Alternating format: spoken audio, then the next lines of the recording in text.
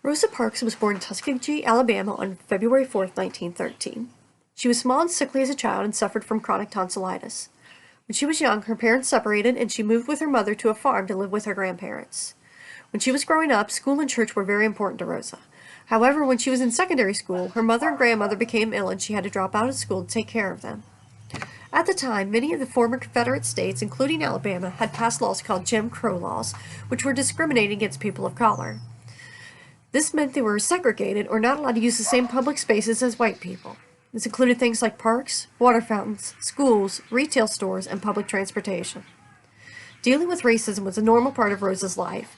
When she went to school, children of color were not allowed to ride the school bus. Rosa was bullied by white children and often had to fight back to defend herself. In 1932, Rosa married Raymond Parks, a barber from Montgomery.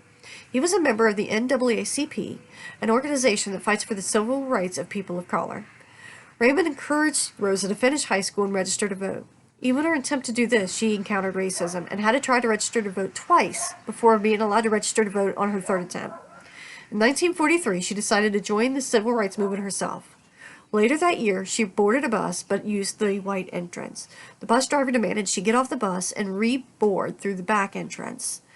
Rosa did as she said, and then got off the bus to go through the other entrance, but the bus driver sped off and left Rosa standing in the rain. 12 years later, in 1955, she boarded a bus and sat in the people of color section. The white section filled up, so the bus driver demanded that she move to the back of the bus so the seating can be used by white people. It was the same bus driver who left her standing in the rain 12 years ago. She refused, explaining she did not feel she should have to move. He called the police and Rosa was arrested. The community decided it had to fight back against the segregation on public transportation. It was decided on December 5, 1955, the date of Rosa's trial for breaking the law, that the community would boycott the public transportation system in Montgomery.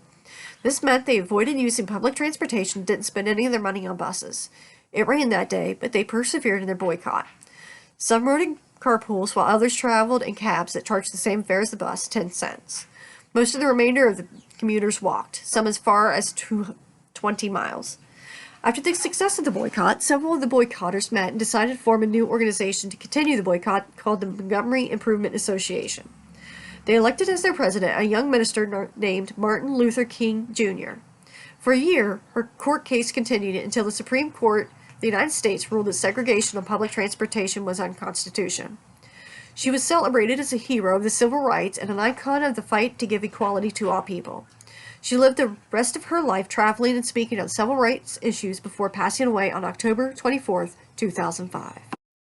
Please complete 3 of the following 5 exercises. Number 1. Choose a person who played a role in the civil rights movement and learn more about them. Share what you have learned by making a poster or making a video. Post a photo of your poster or video in the virtual Girl Scout Lab. 2. The boxer Muhammad Ali played a big role in the fight for civil rights. He was also known for his freestyle poetry.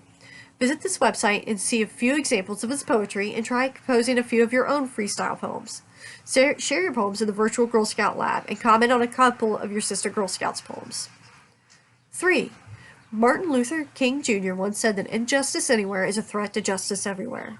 He meant that when a group of people, is treated unfairly, it makes it easier for other groups of people to be also treated unfairly.